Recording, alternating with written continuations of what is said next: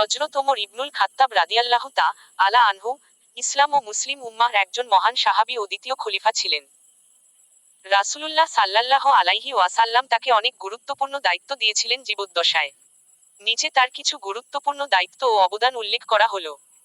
নীল রঙের ছোট হিরে রাসূল সাল্লাল্লাহু আলাইহি ওয়াসাল্লাম এর সময় হযরত ওমর এর কিছু দায়িত্ব।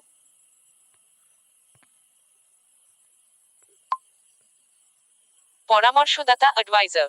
তিনি রাসূলুল্লাহ এর ঘনিষ্ঠ পরামর্শদাতাদের একজন ছিলেন। অনেক গুরুত্বপূর্ণ বিষয়ে তার পরামর্শকে গুরুত্ব দেওয়া হতো। এমনকি কিছু বিষয়ে তার মতামতের সাথে মিল রেখে আল্লাহর পক্ষ থেকে কুরআনের আয়াত অবতীর্ণ হয়েছে, যাকে বলা হয় মুয়াফিকাতে ওমর। নিরাপত্তা ও প্রশাসনিক দায়িত্ব। অনেক সময় রাসূল তাকে মদিনার প্রশাসনিক কাজে নিয়োজিত করতেন। যুদ্ধকালীন সময়ে শহরের নিরাপত্তা রক্ষায় তার ভূমিকা গুরুত্বপূর্ণ ছিল।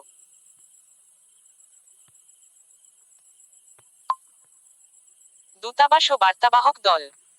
রাসূল এর পক্ষ থেকে বিভিন্ন প্রতিনিধি দল প্রেরণ করা হলে কখনো কখনো ওমর কে সেই দলের নেতৃত্বে পাঠানো হতো। যুদ্ধের নেতৃত্ব ও অংশগ্রহণ।